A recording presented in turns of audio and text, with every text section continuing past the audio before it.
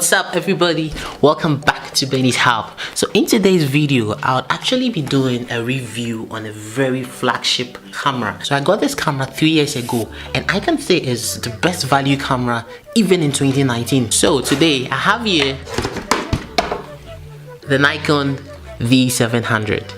I'll be talking about the key features of this camera, the specifications. Well, in another video I'll talk about my experience over the past 3 years of using this camera for professional photography. So this video seeks to guide people who have in mind to purchase this flagship camera, or people who want to purchase a Nikon best value camera but lost out there, you know, because on YouTube we have a lot of reviews and we have a lot of suggestions. So I'm taking the Nikon D7100 and explaining based on my own personal experience. Mind you, this video is not sponsored by Nikon or whatsoever. It's just me sharing my personal experience on the advantages and disadvantages of using this camera for 3 years and a little bit over. Moving straight, those who don't know, this D7100 is the successor of Nikon's D7000, which looks exactly the same as this. So there's not much difference when it comes to the appearance of the D7000 and the D700. The D700 comes with a kit lens, that is the Nikon 18-105mm lens.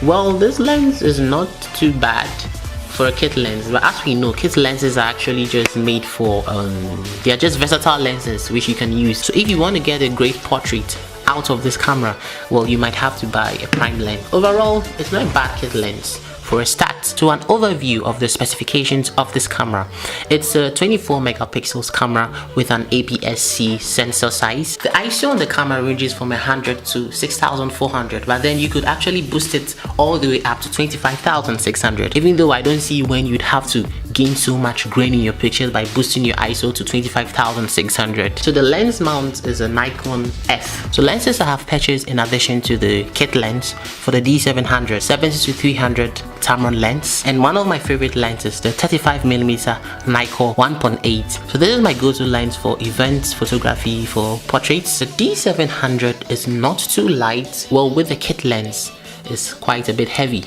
So the camera body on its own is 765 grams in weight, which is okay for a DSLR, because some DSLRs can be quite heavy.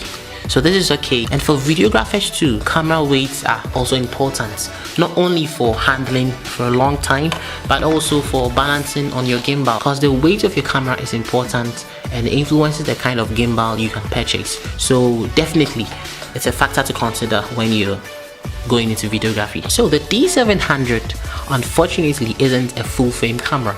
It has a 1.5 times crop factor, but I've not really had a problem with it being a crop sensor camera. I don't really see that much of a difference when I shoot my portrait. I still get my clear images with good enough bokeh and I'm good to go. The camera has a 3.2-inch LCD screen, which is big enough to actually view your images, and when you're shooting in live mode, it does the work for you. And shooting in live mode is big enough to find all the details you want to, and you can actually zoom on this LCD screen to focus properly. So this was a short overview of the Nikon D7100.